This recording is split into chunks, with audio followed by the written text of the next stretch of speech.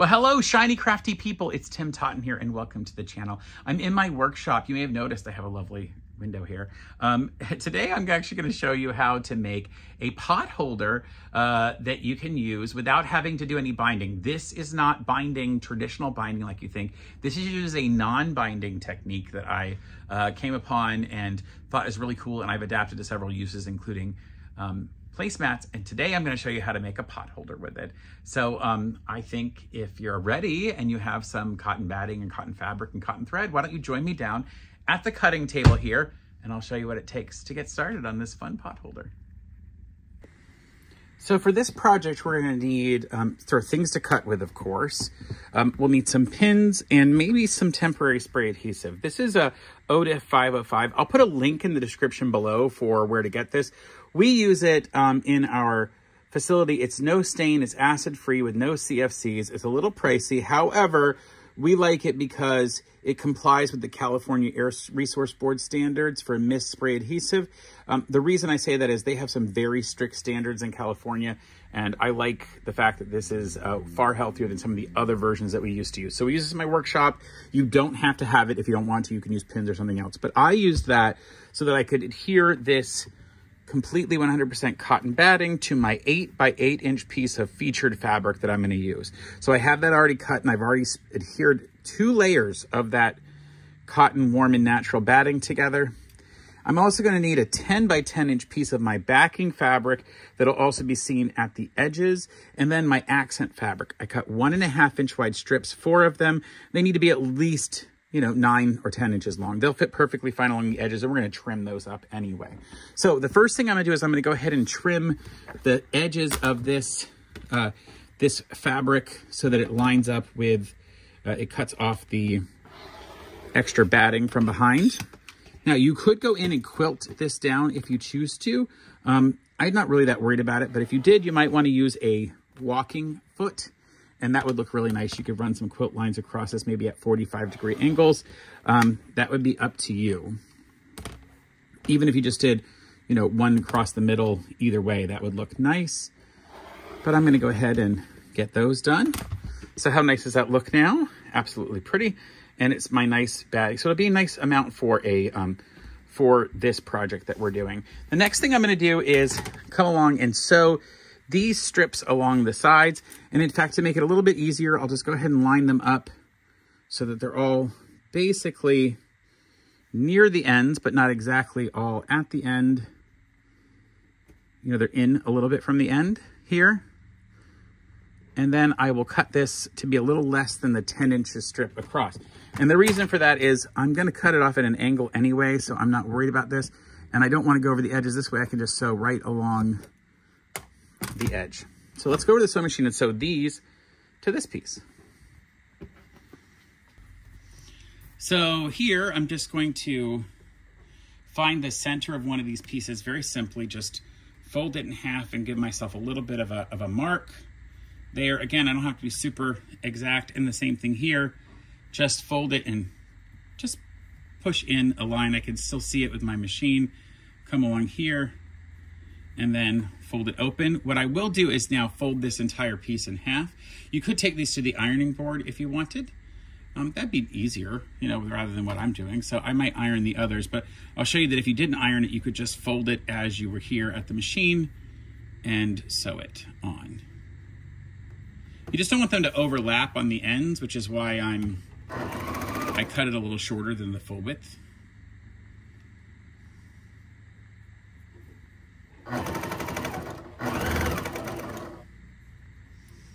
But that's up to you.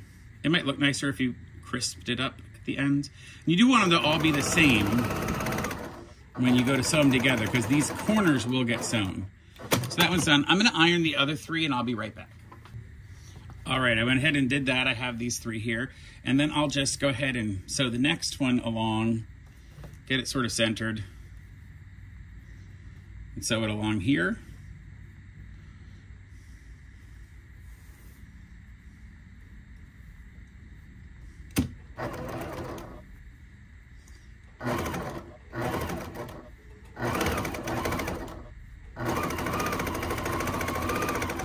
Now you could use a guide to make these uniform. I'm a little worried that that's not quite going to be uniform enough, but we'll figure it out as we go through.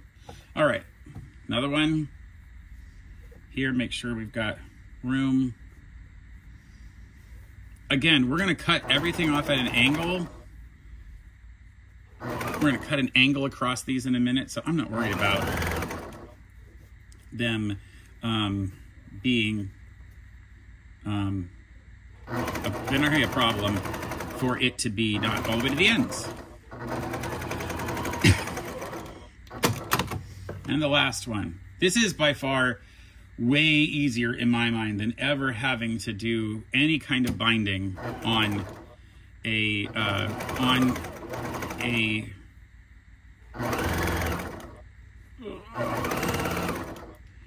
so this is by far easier than having to do any kind of binding on a potholder, and I think it just looks so much better when it's done. Just, it looks really cool. It's a nice look. So we're gonna go to the iron and we're going to go ahead and flatten all these open. Let's go there. All right, what I wanna do is make sure that I go to the back side, because when I open these, I want them to flatten to the back facing in this way. So I'll come in and, well, I can do it to the top and then, so I'm gonna flip out and push that back. So I'm pushing it back toward the bigger piece of fabric, the darker fabric in this case. If you had a different color, it would be whatever your color is, but I'm gonna flip it back. Now, if you might like this iron that I have, it's actually a, I'm gonna flip that back. This is a small travel iron that I really like. It's small, but it has a lot of steam. You will not believe how much steam really comes flying out. It's super easy to push. Again, we don't worry about these corners because we're gonna chop that off at an angle in a minute. Same thing on this one, I'm gonna flip it. And I just wanna push that fabric underneath. See what I mean? I want that fabric to go underneath here. So I'll push that fabric underneath.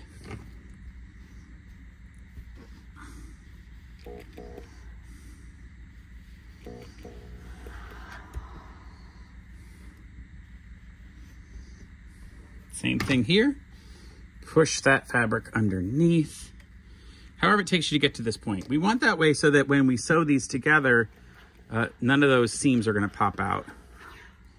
All right, so our next step, oh, by the way, I don't know if I said it, but with this iron, I'll put a link in the description below so you'll know where I found that if you wanna look for it yourself. All right, the last thing that you can do before you put these pieces together is that you may want to mark this with a, with some kind of a marking pencil, like one that's made of like chalk, because you might want to mark the center points along the way. So you could take this piece, measure the entire width of it. Right now it's right at about 10 and a half or so. So I'm marking it 5 1/4, right? You can mark the 5 1/4 mark to know where it goes centered across. I'm gonna draw all that. It won't matter because you're not gonna see any of that. Draw that in, and I'll do the same the other way. Or you can come in and hit it with an iron. Fold that in half. Just give it a quick press with the iron, and now you know where that center point is along here, because then we wanna do the same thing here. We wanna mark where the centers are with this, and maybe I just put a pin in it. Tells me where the center is. And that just allows us to center this along this piece. So that's gonna be centered now. Now you could put a little spray adhesive on this if you wanted to. I'm just gonna put a couple pins in it. And I'll put the pins far enough inside that I won't hit them when I fold over the edges and sew it. Okay, so those are there. And actually I'm gonna have to take this off anyway. Your next step is to get a 45-degree angle right here at this edge plus 1/4 inch. Let me give you a better view of this.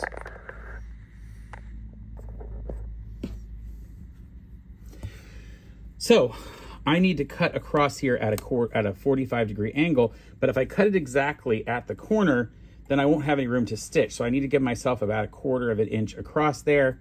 So I've done that. You could mark this with a marking pen if you needed to. I will go in and chop that off. And that now gives me that 1/4 inch point. I'll just spin it around and do the same thing all around. So I will line up my line to know where my piece is, give myself a 1/4 inch to the edge. And now I know I have a 45-degree angle there, and chop it off. There are certainly other rulers you could use for this, but I'm gonna go ahead and use my 45-degree line on the machine, on this cutter, this grid. I'm gonna line it up with the edge of the fabric, and then I'm just gonna come down far enough to where it gives me that 1/4 inch here, and chop it off. And I have one more to do. Again, flatten it out, get my 1/4 inch line, slowly just bring it down, keep it in the right angle, and bam. So now that has been completely put out. I'll take the pins back out because I don't need these right now. And now I want to remove, I'm glad I didn't spray it here to here. Now I've got to go sew these corners together, but not like this, because then when we turned it inside out, we'd see all this. We want to do it back this way. So we line up the corner edges here and stitch across there, and just do that on all 4 of them. Let's go to the sewing machine. You may have seen me do this technique before on a project, which was easy binding without binding, I think it was called. I'll put a link up in the top of the video here somewhere. It'll like pop up as a little gray thing and you can find it. It'll help you see it a lot easier. And then we just go around and do all 4 of those. We're just gonna line up these edges, the corners right here, where they come together. And you're hoping that your fabric is lining up, but I'm not gonna be too worried about it. I'm gonna tell you what, it could be amazing, it could maybe not be perfect. I'm just not gonna worry about it. I am gonna stitch back and forth at the top and the bottom. I'm using a bit of a scant 1/4 inch, not an exact specific 1/4 inch, because I'm worried that maybe I didn't cut off quite a full 1/4 inch. If you come back in and you find out that it's too short or it's too big, like you just have too much extra fabric, you can just open this up and just put a bigger stitch. Just go a little wider with your stitch in here. You could just come in a little bit of it to the edge and make a little wider stitch. I'd rather do that than have to take a stitch out and do a skinnier one. So I start with a scant 1/4 inch, which is not quite a full 1/4 inch, just off by a couple of, millimeters. And then if I had to come back, I could just make it a little wider than a 1/4 inch. So what that's done is created this piece here that now looks like that. Well, what's gonna happen is I'm gonna turn these corners inside out, and then we can nestle our fabric in there.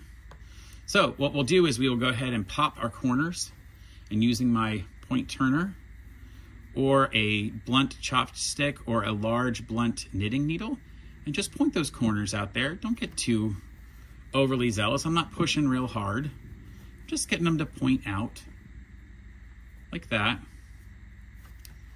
Do the last 2, and if you got to trim your threads, this is a good time to do it because they're just easier than doing it later.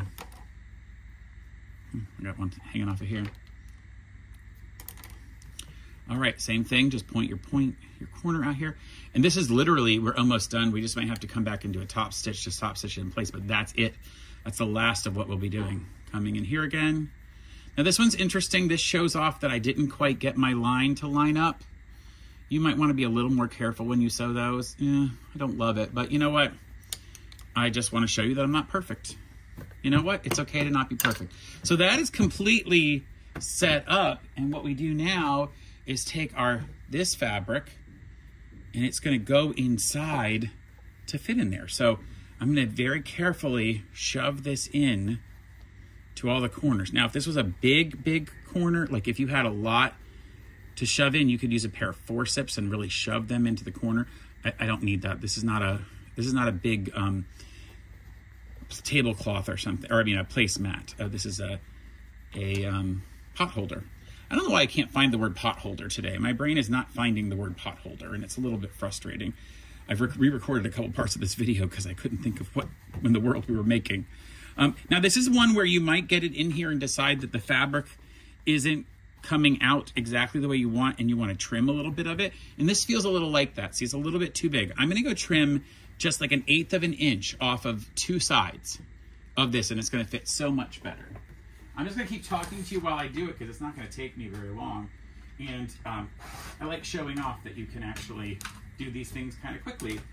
It's just about using my rotary cutter and cutting off about 1/8 of an inch. Literally, that's how much I chopped off each 2 sides. 2 sides that were next to each other, not two opposite sides. And then this allows me to take this back to this piece, and I'll put this corner down into the bottom. Really make sure it gets into that corner. As far down into that corner as I can get it. Right? Really push it in. It's like, this is like putting on a duvet. You ever put a cover on a duvet for your bed and be like, oh my goodness, that took forever. Yeah, see, I might want to use the point turner here and really get it in there. Actually, I might take this, use the corner like that, and really get into that and then shove it in. Okay, that's better. You know, the other thing you could do would be, it sounds weird, but you could put this inside out and then turn the edges. So I'm bringing it all the way around. And I'm going to work it down properly.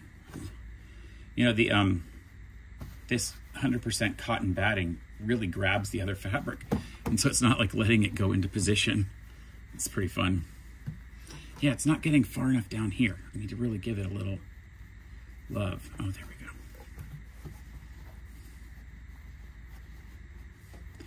I like this fabric. I made a face mask out of this fabric, and made sure I, back when we were doing all of that, and I made sure that you could see the one fish on the face mask. And I like this idea that's sort of like one fish out of the pack. They're all red, and he's just a blue one going on his own. Okay, the next thing I'm gonna do is I'm gonna iron this real quick, and then I will top stitch all around.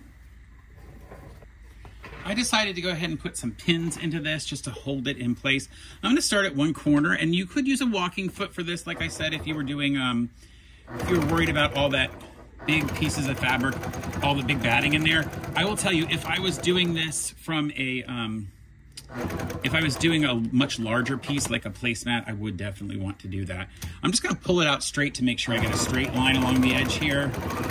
And you could also maybe use a matching thread if you wanted to. I'm not worried about that, but you could use a matching thread. The only thing I haven't done here, and I'm gonna do it right now, before I finish, is I want to put a loop in here. And actually, if I do it on this corner, it will actually cover over where I messed up this fabric. So I'm gonna stop right here, and I'll come back and do that. Let me go get a piece of fabric to make a loop.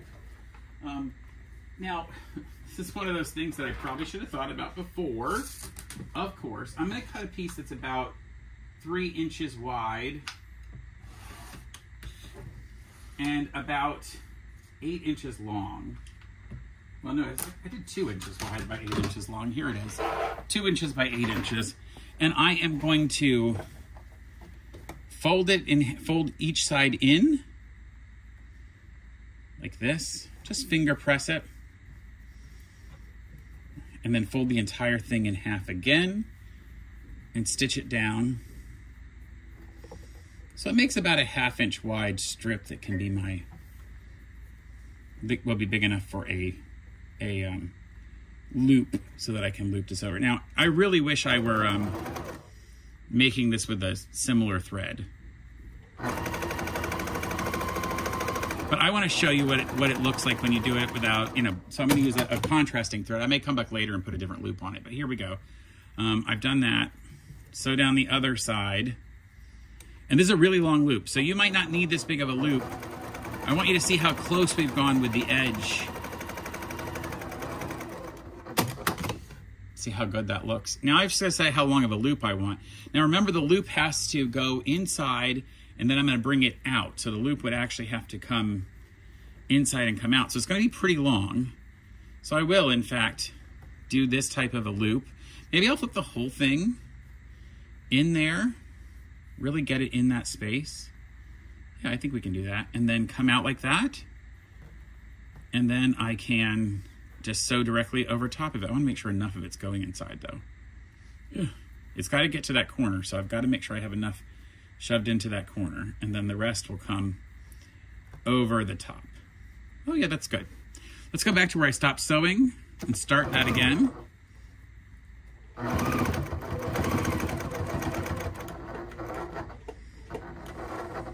You can add a loop any way you want. We could have looped it around to the other side if we wanted.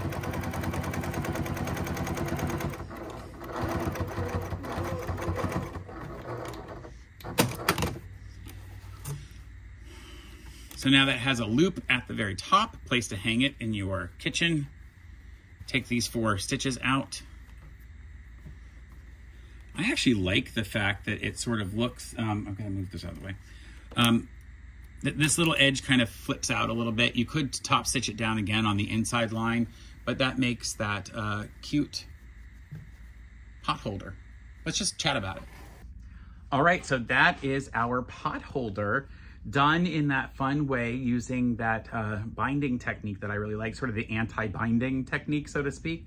And you get this cute, different, you can get a contrast fabric that way.